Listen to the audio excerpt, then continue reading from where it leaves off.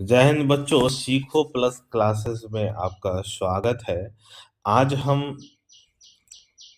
Chapter 2 computer के अंग से संबंधित जितने भी प्रश्न बनते हैं उसका डिस्कशन हम करेंगे। ठीक है, पहला चैप्टर तो हमने आपको डिस्कशन कर चुका है।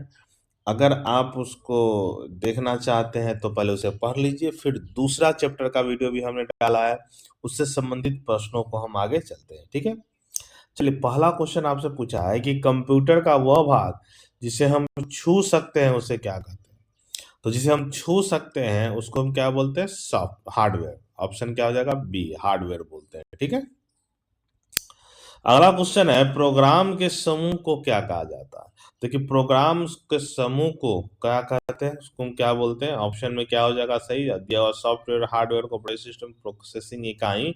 तो सही ऑप्शन क्या हो जाएगा आपका? Software, option A. तीसरा क्वेश्चन आपसे पूछा है कंप्यूटर के किस इकाई में सूचना संचित रहती है, इंफॉर्मेशन आपका संचित रहता है। तो सूचना संचित किस में रहता है? आपको मेमोरी यूनिट में। किसमें? मेमोरी यूनिट में। ठीक है, अगला क्वेश्चन है कीबोर्ड किसका उदाहरण है। तो कीबोर्ड किसका उदाहरण है? कीबोर्ड से हम कोई चीज डाटा डालते हैं तो किसका उदाहरण है? इनपुट उपकरण का। ठीक है, ऑप्शन बी। अगला क्वेश्चन आपसे पूछा है सीपीयू का पूरा नाम क्या है। ठीक है, हमने पढ़ा है सीपीयू का पूरा नाम। सीपीयू का पूरा नाम क्या होता है? Central processing unit. ऑप्शन क्या हो जाएगा आपका? बी। आगे हम रिक्त स्थान, फिल इन ब्लैंक्स, आपसे पूछा है 5 क्वेश्चन कि माउस एक क्या है। माउस क्या है? तो एक क्या है आपको? माउस से कोई चीज हम डालते हैं तो ये है आपका इनपुट डिवाइस। ठीक है, पहला का हो जाएगा इनपुट डिवाइस। प्रिंटर एक उपकरण है। कौन सा उपकरण है? प्रिंटर से हम कोई चीज प्राप्त करते हैं तो ये क्या हो जाएगा? आउटपुट डिवाइस हो जाएगा। ठीक है, पेन ड्राइव क्या है? तो पेन ड्राइव क्या होता है? उसमें कोई हम डाटा को हम स्टोर करके रखते हैं तो ये क्या हो जाएगा आपका? Storage device. वैसे कंप्यूटर प्रोग्राम जो किसी विशेष कार्य के लिए बने होते हैं उन्हें क्या कहते हैं? तो कोई विशेष कार्य के लिए बनता है उसको हम क्या करते हैं? Application software. ठीक है ना, जैसे यूट्यूब, जीमेल। और कह रहा है रैम का पूरा नाम बताइए। तो रैम को क्या बोलते हैं? Random access memory. ठीक है ना, क्या होता है? Random access memory. तो 5 क्वेश्चन फिलिंग ब्लैंक्स आपसे पूछा है। ठीक है, अब चलते हैं आगे। क्वेश्चन नंबर 3 आपसे पूछा है। क्वेश्चन नंबर 3 में कॉलम मिलाना है। तो सबसे पहले क्या है, ये जो आपको पहला दिया है ये एरो कौन सा है? ये आपको एरो है, आप देख सकते हैं एरो कीज जिसको हम बोलते हैं। ठीक है ना, कौन सा है? एक का क्या हो जाएगा? ये एरो कीज। स्पीकर क्या होता है? इससे हमको आउटपुट मिलता है तो ये क्या हो जाएगा आपका? स्पीकर, आउटपुट उपकरण। एएलयू का फुल फॉर्म क्या होता है? Arithmetic logical unit, logic unit. तो क्या हो जाएगा ये आपका? 3 के यहाँ से होगा। रोम को क्या बोलते हैं? Read only memory. तो ये इससे कनेक्ट होगा। और वेब कैम क्या है? इनपुट डिवाइस, जिसे हम वेब वीडियो चैटिंग करते हैं। तो 5 का हो जाएगा क्या? इनपुट उपकरण। ठीक है, तो ये पांचों का पांचों आपका मिलान हो चुका है। ठीक है, अब चलते हैं चौथा, लघु उत्तरीय प्रश्न। अब लघु उत्तरीय प्रश्न में क्या आपसे पूछा है? पहला क्वेश्चन, रोम और रैम का पूरा नाम क्या बताइए। देखिए, रैम को क्या बोलते हैं? Random access memory. मतलब ये अस्थिर मेमोरी होता है, इसमें डेटा केवल कंप्यूटर चालू रहने तक ही रहता है, बिजली जाने पर क्या होता है? डिलीट हो जाता है। और रोम का क्या होता है? Read only memory. ये एक अस्थाई है, अस्थाई स्थाई मेमोरी है। इसमें डेटा बिजली बंद होने पर सुरक्षित रहता है और कंप्यूटर स्टार्ट करने पर फिर से वो मिल जाता है। ठीक है ना, दो इनपुट का नाम बताइए। कोई भी दो इनपुट का नाम ले सकते हैं, जैसे कीबोर्ड, टाइपिंग के माध्यम से टेक्स्ट और कमांड डालते हैं। माउस, ये पॉइंट करते हैं, क्लिक करते हैं और नेविगेट करते हैं। नेविगेट मतलब करता है इसको लेफ्ट राइट अप डाउन ऐसे करते हैं। और भी है scanner, microphone, touch screen, joystick, ये सब इनपुट के उदाहरण है। तीसरा क्वेश्चन आपसे पूछा है कि आउटपुट उपकरण के नाम बताइए। आउटपुट उपकरण कोई भी दो। तो आउटपुट उपकरण का नाम क्या होता है? मॉनिटर, कंप्यूटर के परिणाम को स्क्रीन पर देखते हैं। ठीक है ना, प्रिंटर, प्रिंटर क्या होता है? यह कंप्यूटर में जानकारी ले कागज को प्रिंट करता है, हमें आउटपुट मिलता है। ठीक है, अनुदाहरण में स्पीकर, प्रोजेक्टर, ये सब आपको मिल जाएंगे। ठीक है, चलिए, चौथा क्वेश्चन आपसे बोले हैं कि इंटर की क्या है। ये कीबोर्ड में हम लोग देखते हैं कि इंटर की होता है, वो क्या होता है। तो देखिए, कंप्यूटर के कीबोर्ड में एक इंटर की का मुख्य काम कमांड को निष्पादित एग्जीक्यूट करना, मतलब पूरा करना है। नई लाइन या पैराग्राफ शुरू करना है। कोई चीज हम टाइप करते हैं तो इंटर मारते हैं तो अगले लाइन में चला जाता है। कंप्यूटर वेबसाइट पर किसी फॉर्म को सबमिट करने में भी इंटर का काम होता है। टाइपिंग के दौरान अगली लाइन में जाने के और किसी भी प्रोग्राम में इनपुट को स्वीकार करने के लिए भी सबसे महत्वपूर्ण कुंजी होती है क्या चीज आपका, इंटर। ठीक है ना, इंटर की का बात समझ गए आप। पांचवा क्वेश्चन हुआ है कि कीबोर्ड, कंप्यूटर के कीबोर्ड का क्या उपयोग है। तो कीबोर्ड सबसे पहले क्या है, एक इनपुट डिवाइस है। तो ये कंप्यूटर कीबोर्ड एक की क्या है, इनपुट डिवाइस। इसका मुख्य काम उपयोग कंप्यूटर में टेक्स्ट, नंबर और सिंबल टाइप करने के लिए किया जाता है। इसके माध्यम से यूजर कंप्यूटर को कमांड करते हैं, शॉर्टकट्स का उपयोग करते हैं, गेमिंग और नेविगेशन जिसको एरो कीज कहते हैं का काम करते हैं, और यह टाइप राइटर की तरह कार्य करता है। जो हम टाइप करते हैं तो कीबोर्ड का काम हो गया, हम लोग पढ़ भी चुके हैं पिछले वीडियो में। अब पढ़ना है कि दीर्घ उत्तरीय में आपसे क्वेश्चन क्या पूछा है। देखिए, दीर्घ उत्तरीय में क्या है कि कंप्यूटर हार्डवेयर किसे कहते हैं, कि दो हार्डवेयर का नाम हो गया।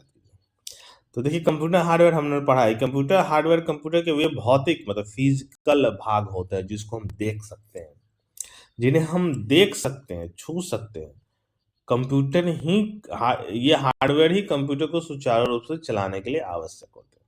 कोई दो का नाम ले सकते हैं, कीबोर्ड, मॉनिटर जो हमने पढ़ा अभी, और भी है सीपीयू, मदरबोर्ड, प्रिंटर्स, जितने भी हम नाम ले सब आपको कंप्यूटर हार्डवेयर के अंतर्गत आते हैं, जिसको हम देख सकते हैं, छू सकते हैं, उठा सकते हैं। अगला क्वेश्चन है, कंप्यूटर सॉफ्टवेयर किसे कहते हैं, और किन्हीं दो सॉफ्टवेयर का नाम लीजिए।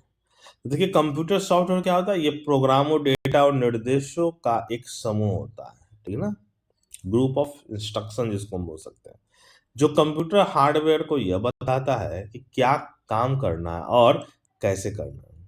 यह कंप्यूटर का गैर भौतिक हिस्सा होता है। गैर भौतिक मतलब नॉन फिजिकल, जिसको हम छू भी नहीं सकते, ना महसूस कर सकते, ठीक है, जिसे छुआ नहीं जा सकता। कोई भी दो सॉफ्टवेयर का नाम लीजिए। ऑपरेटिंग सिस्टम जो हम यूज करते हैं, विंडो, लाइनेक्स, या मोबाइल में एंड्रॉयड, ये सब आपका होता है ऑपरेटिंग सॉफ्टवेयर के नाम, ठीक है ना। एप्लीकेशन सॉफ्टवेयर जैसे एमएस वर्ड, गूगल क्रोम, ये सब आपका एप्लीकेशन सॉफ्टवेयर होगा। कंप्यूटर मेमोरी का क्या उपयोग है, ठीक है ना, ये देखो तो ये प्रश्न है। आप देखिए, कंप्यूटर मेमोरी का मुख्य उपयोग डेटा, निर्देशों और प्रोग्रामों को इलेक्ट्रॉनिक्स रूप से स्टोर करना है, ताकि सीपीयू उन तक तेजी से पहुंच सके। यह कंप्यूटर संचालन के लिए आवश्यक जानकारी को अस्थायी, जिसको रैम बोल सकते हैं, और अस्थायी जिसको रोम हार्ड ड्राइव के रूप में रहती है, जिससे ऑपरेटिंग सिस्टम और एप्लीकेशन चलते हैं। अब कंप्यूटर मेमोरी का उपयोग और कार्य के बारे में थोड़ा सा हम समझ लेते हैं। ये क्या करता है, यह डेटा निर्देशों को संग्रहित करना, यह कंप्यूटर के इनपुट, आउटपुट और प्रोसेसिंग डेटा को स्टोर करती है, ठीक है। दूसरा, तेज प्रोसेसिंग। तो रैम जैसे कि प्राइमरी मेमोरी डेटा को सीपीयू के लिए तुरंत उपलब्ध कराती है, ठीक है ना। जितना रैम ज्यादा होगा उतना ज्यादा तीव्र होगा, जिससे कंप्यूटर का कार्य क्षमता बढ़ती है। जैसे कि हम मोबाइल लेते हैं तो 8 रैम और 128 GB डाटा स्टोरेज मेमोरी जिसको हम बोल सकते हैं, और 8 GB रैम। तो जितना ये रैम ज़्यादा होगा उतना स्पीड आपका मोबाइल होगा। एप्लीकेशन चलाना, जब आप कोई सॉफ्टवेयर प्रोग्राम जैसे ब्राउजर, गेम खोलते हैं तो वो हार्ड डिस्क से निकल कर रैंडम एक्सेस मेमोरी में लोड हो जाता है, ठीक है। ऑपरेटिंग सिस्टम का संचालन, तो कि बूटिंग प्रक्रिया, मतलब बूटिंग मतलब होता है किसी कंप्यूटर को चालू करना के दौरान ओएस को रैम में लोड करने के लिए मेमोरी का उपयोग होता है। फिर अस्थायी और अस्थायी भंडारण, से रैम अस्थायी कार्य के लिए कंप्यूटर बंद होने के बाद डेटा हट जाता है, जबकि रोम, हार्ड डिस्क, एसएसडी, इस टाइप के जो स्टोरेज होते हैं, फाइल को अस्थायी रूप से सुरक्षित रखने के लिए उपयोग किए जाते हैं, ठीक है। अब आप आते हैं सिस्टम सॉफ्टवेयर और एप्लीकेशन सॉफ्टवेयर किसे कहा जाता है, ठीक है। तो ऐसा समझिए सिस्टम सॉफ्टवेयर के बारे में।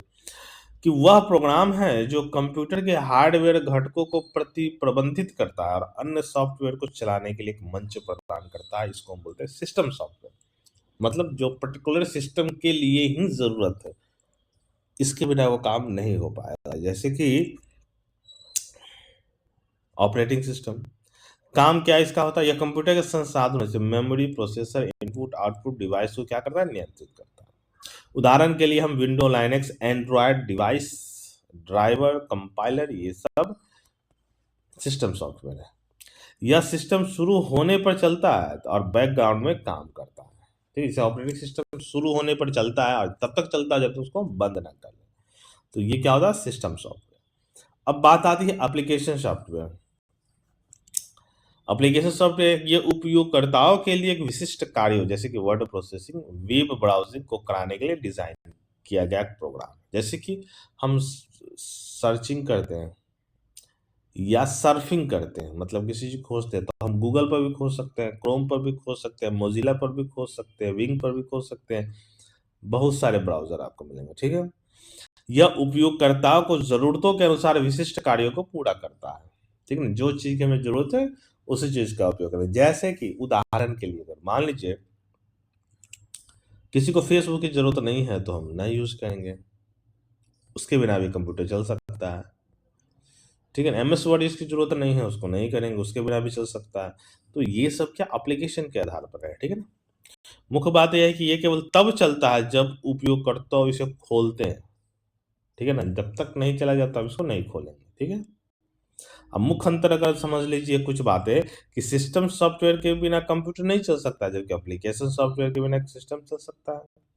सिस्टम सॉफ्टवेयर निम्न स्तरीय भाषाओं में लिखा होता है, जबकि एप्लीकेशन सॉफ्टवेयर उच्च स्तरीय हाई लेवल लैंग्वेज में लिखा होता है। तो इस तरह से ये आपका दीर्घोत्तरीय प्रश्न है जो समाप्त हुआ। तो आप इसे पढ़िएगा, समझिएगा और खुद एनालिसिस कीजिएगा कि इससे पहले जो हम कंपोनेंट ऑफ कंप्यूटर में जो पढ़े हैं वो कहाँ तक हमें समझ में आएगी। ठीक है, अच्छा लगा तो शेयर, लाइक, कमेंट्स भी कीजिएगा। धन्यवाद। अगले वीडियो के लिए वेट कीजिए।